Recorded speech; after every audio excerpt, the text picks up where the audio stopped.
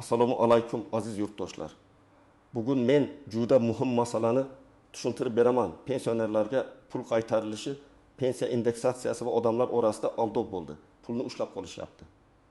Hamma pensionerga bir xil qo'shimcha berilishi kerak edi degan gaplar nimadan kelib chiqyapti? Bu ma'lumot har bir oilaga tegishli. Chunki deyarli har birimizning uyimizda ota-ona, buva yoki yaqin qarindosh pensioner bor. Xatoni vaqtida bilmasangiz, pensioner o'ziga tegishli pulni ololmay qolishi mumkin yoki aksincha keyin undan ortiqcha to'langan pulni qaytaring deb talab qilinishi mumkin. Shuning uchun videoni oxirigacha ko'ring. Kanalga hozirroq obuna bo'ling, like bosib qo'ying. Chunki men bunday masalalarni oddiy tilda, hujjat va amaliy holatlar asosida tushuntirib boraman. Avvalo asosiy narsani ajratib olaylik. Pensiya indeksatsiyasi degani hamma pensionerga bir xil miqdorda pul qo'shiladi degani emas. Indeksatsiya bu pensiya miqdorini belgilangan foiz yoki tartib asosida oshirish jarayoni. Masalan, davlat ma'lum sanadan boshlab pensiyalarni 7%, 10% yoki boshqa ko'rsatkich bo'yicha oshirsa, bu avvalgi pensiya miqdoriga nisbatan hisoblanadi. Kimning pensiyasi ko'proq bo'lsa, uning qo'shimchasi ham ko'proq chiqadi. Kimning pensiyasi kamroq bo'lsa, qo'shimcha miqdori ham kamroq bo'ladi. Shu joyda odamlar orasida eng ko'p tushunmovchilik paydo bo'ladi. Oldin ham pensiya vaqti bilan oshirib kelingan. Lekin oldin ko'pchilik buni faqat bank kartasiga tushgan pul orqali sezardi. Mana taqdir 1000 so'm qo'shilibdi. Menga 120 ming qo'shilibdi. Qo'shnimga ko'proq qo'shilibdi. Demak meni aldashdi deb o'ylardi. Hozir esa odamlar ko'proq ma'lumot so'rayapti, ijtimoiy tarmoqlarda solishtiryapti, pensiya hisob kitobini tekshiryapti. Bu yaxshi. Ammo noto'g'ri solishtirish ham vahima keltirib chiqaradi. Ikkinchi muhim masala. Pensionerlarga pul qaytarilishi. Bu ikki xil holatda bo'lishi mumkin. Birinchisi, pensionerga avval kam to'langan bo'lsa, qayta hisob kitob qilinib, farqi to'lab beriladi. Bu odam uchun ijobiy holat. Masalan, ish staji noto'g'ri kiritilgan, ish haqi ma'lumotlari to'liq olinmagan, indeksatsiya noto'g'ri qo'llangan, nogironlik guruhi yoki ustama bo'yicha xatolik bo'lgan. Shunda pensiya jamg'armasi tekshiradi va pensionerga tegishli farqni to'laydi. Ikkinchi holat esa aksincha, pensionerga ortiqcha pul to'langan bo'lsa, ayrim hollarda bu pulni qaytarish talab qilinadi. Masalan, hujjatda noto'g'ri ma'lumot bo'lgan, odam ishlayotganini yashirgan, vafot etgan, pensioner nomidan pul yechilgan, boqmandalik nafaqa yoki ustama uchun asos tugagan bo'lsa-yu, bu haqda o'z vaqtida xabar berilmagan bo'lsa. Shuning uchun pul qaytarilmoqda degan gapni eshitganda darrov quvonish ham, qo'rqish ham kerak emas. Avvalo qaysi holat ekanini aniqlash kerak. Birinchi misol, ota 2 million so'm pensiya olayotgan bo'lsin.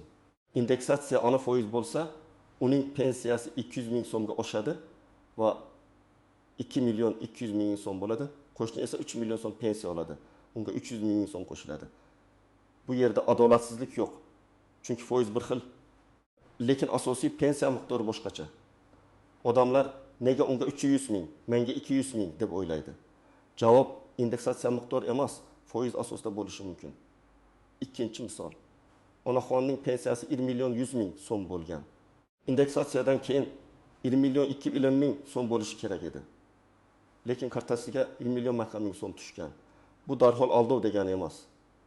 Sabablari bo'lishi mumkin. Oldingi oyda avans olingan, qarzdorlik ushlab qolingan. Aliment yoki ijro hujjati bo'yicha chegirma bor. Bank kreditining avtomatik yechimi bor yoki pensiya to'lov sanasi kesishgan davrga to'g'ri kelgan. Shuning uchun kartaga tushgan summa bilan pensiya tayinlangan summa har doim bir xil ko'rmasligi mumkin. Uchinchi misol. Bir pensioner 35 yil staj bilan pensiyaga chiqqan, boshqasi 20 yil staj bilan chiqqan. Ikkalasining yoshi bir xil, mahallasi bir xil, lekin pensiyasi boshqacha. Bu tabiiy. Pensiya hisobida ish staji, o'rtacha ish haqi, ishlagan davrdagi badallar, ayrim imtiyozli davrlar, ustamalar, nogironlik bo'g'uvchisini yo'qotganlik, harbiy xizmat, dekret davri va boshqa omillar ta'sir qiladi. Shuning uchun men ham 65 yoshdaman, qo'shnim ham 65 yoshda. Demak, pensiyamiz teng bo'lishi kerak degan fikr noto'g'ri. To'rtinchi misol. Pensioni ayol avval 28 yil staj bilan pensiya tayinlatgan. Keyin arxivdan qo'shimcha 4 yillik ish staji topildi. U pensiya jamg'armasiga ariza berdi. Agar bu staj pensiya hisobiga ta'sir qilsa, pensiya qayta hisoblanadi. Natijada, masalan, pensiyasi 1 million 600 ming so'mdan 1 million 720 ming so'mga chiqishi mumkin. Agar bu xato bir necha oy yoki bir necha yil davomida bo'lgan bo'lsa, qonuniy tartibda farq ham to'lab berilishi mumkin. Mana bu haqiqiy pensionerga pul qaytarilishi holati. 5-misol. Bir pensionerning pensiyasiga nogironlik bo'yicha ustama qo'shilgan. Keyin nogironlik guruhi qayta ko'rikda o'zgargan yoki muddat tugagan. Lekin bu ma'lumot tizimga vaqtida tushmagan. Bir necha oy ortiqcha to'lov ketgan. Keyin tekshiruvda aniqlansa, ortiqcha to'langan pulni qaytarish masalasi chiqishi mumkin. Bunday vaziyatda pensioner, men aybdor emasman, o'zingiz to'ladingiz deb e'tiroz bildiradi.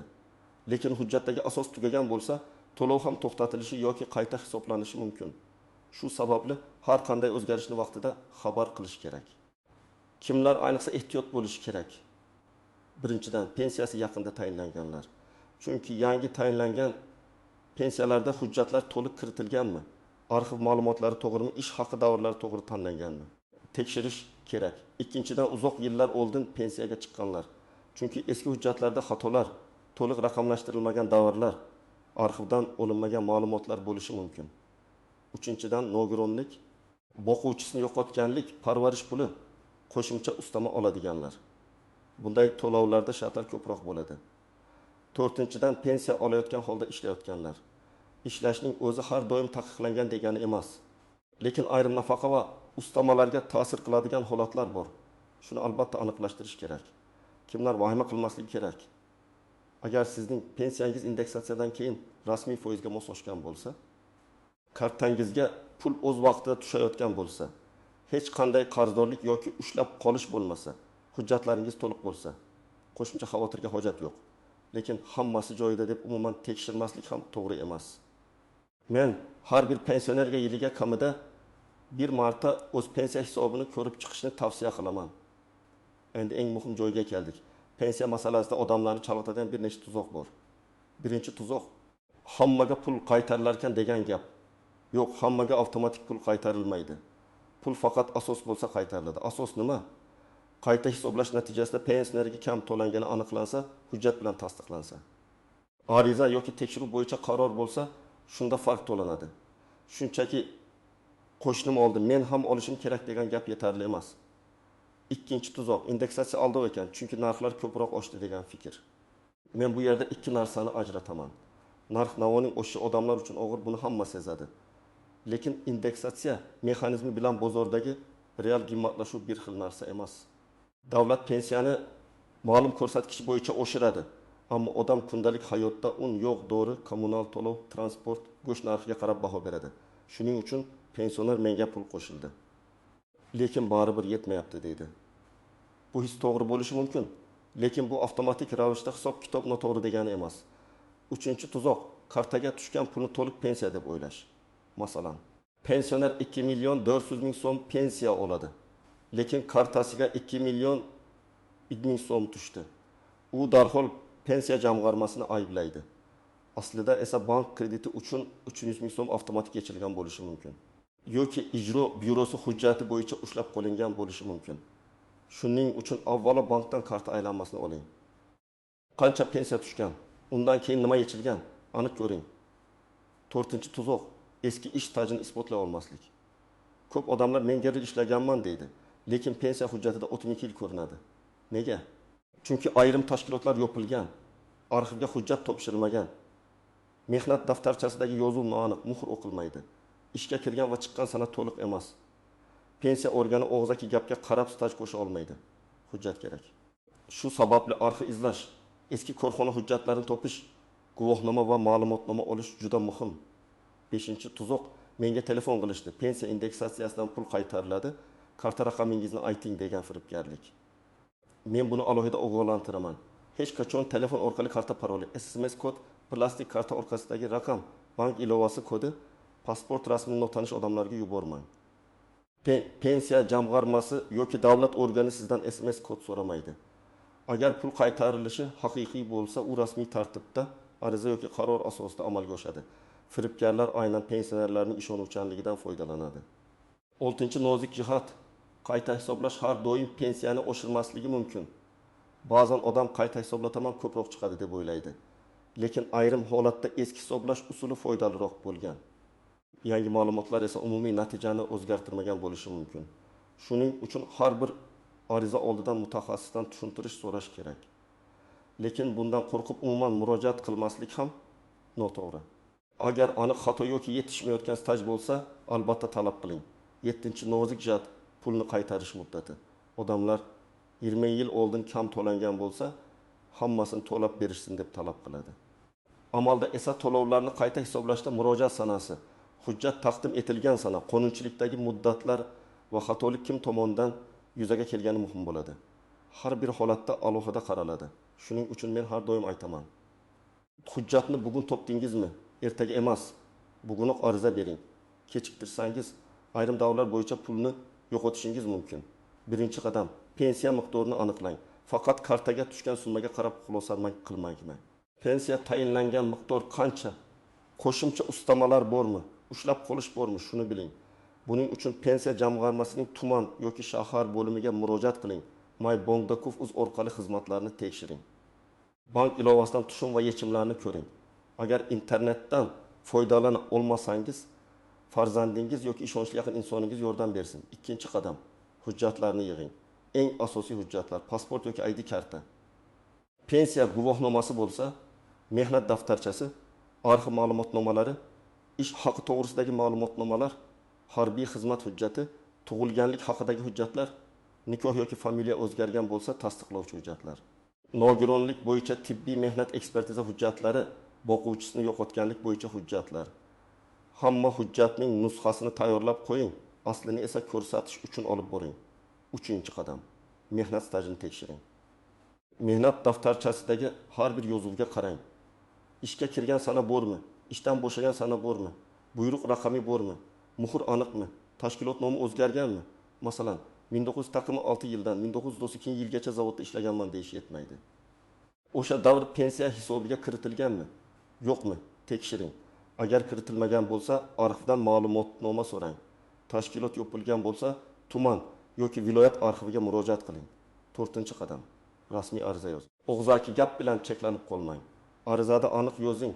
Mening pensiyamni qayta hisoblab berishingizni so'rayman. Quyidagi davrlar ish stajimga kiritilmagan deb hisoblayman. Yoki indeksatsiyadan keyingi pensiya miqdori bo'yicha tushuntirish berishingizni so'rayman. Yoki kam to'langan pensiya summasini aniqlab, qonuniy tartibda to'lab berishingizni so'rayman. Arizani 2 nusxada tayyorlang. Bittasini topshiring. Ikkinchisiga qabul qilingan sana kirim raqami yoki mas'ul shaxs belgisini oldiring. 5-qadam, javobni yozma oling. Ko'p odamlar idoraga boradi. Xodim og'zaki hammasi to'g'ri deydi. Odam qaytib ketadi. Men bunga qarshiman. Agar savolingiz jiddiy bo'lsa, yozma javob so'rang. Yozma javobda pensiya qanday hisoblangani, qaysi stajlar kiritilgani, qaysi hujjat yetishmayotgani, nega rad etilgani ko'rsatiladi. Keyin sizda shikoyat qilish yoki qo'shimcha hujjat topshirish uchun asos bo'ladi. 6-qadam. Agar rozi bo'lmasangiz, yuqori turuvchi organga murojaat qiling. Avval tuman bo'limi, keyin viloyat boshqarmasi, zarur bo'lsa respublika darajasidagi mas'ul organlarga murojaat qilish mumkin. Shuningdek, MyBankDocuv.uz xalq qabulxonasi, prokuratura yoki sud tartibi ham mavjud. Lekin sudga borishdan oldin hujjatlaringizni puxta tayyorlang. Chunki pensiya nizosida his tuyg'u emas, hujjat hal qiladi. 7-qadam, firibgarlardan ehtiyot bo'ling. Men pensiyangizni oshirib beraman. Ichkarida odamim bor. Oldindan pul bering, indeksatsiya farqini chiqarib beraman deganlarga ishonmang. Qonuniy pulni olish uchun pora ham, tanish bilish ham kerak emas. Kerak bo'ladigani to'g'ri hujjat, rasmiy ariza, yozma javob va qat'iyat. Agar kimdir sizdan pul so'rasa, bu juda xavfli signal. 8-qadam, oilaviy nazorat qiling. Men farzandlarga alohida murojaat qilaman. Ota-onangizning pensiya kartasini o'z foydangizga ishlatmang. Ularning pulini ulardan yashirib yechmang. Kredit va qarzga ularni aralashtirmang. Ko'p pensionerlar asal pensiyasi qancha ekanini ham bilmaydi. Chunki kartasi farzandida turadi. Bu noto'g'ri. Pensioner o'z pulini, o'z huquqini bilishi kerak. Bugungi mavzuda asosiy fikr shuki, pensiya indeksatsiyasi hamma uchun bir xil pul qo'shilishi degani emas, u hisoblash tartibiga bog'liq. Pensionerlarga pul qaytarilishi esa faqat kam to'langan summa aniqlansa amalga oshadi. Ortiqcha to'lov bo'lgan holatlarda esa pulni qaytarish talabi ham chiqishi mumkin. Shuning uchun vahima qilmasdan, lekin beparvo ham bo'lmasdan hujjatlarni tekshirish kerak. Agar sizning pensiyangizda xatolik bor deb o'ylasangiz, kartadagi tushumni tekshiring, mehnat stajingizni ko'ring, arxiv hujjatlarini yig'ing, pensiya jamg'armasiga yozma ariza bering va yozma javob oling. Bu eng to'g'ri yo'l. Sizda shunday holat bo'lganmi? Indeksatsiyadan keyin pensiyangiz to'g'ri oshdimi yoki tushunarsiz ushlab qolishlar bormi? Izohlarda yozib qoldiring. Men eng ko'p uchraydigan savollarni keyingi videolarda albatta tushuntiraman. Videoni foydali deb bilsangiz, like bosing, yaqinlaringizga yuboring va kanalga obuna bo'ling. Chunki bunday ma'lumotni bilgan odam o'z haqini yo'qotmaydi.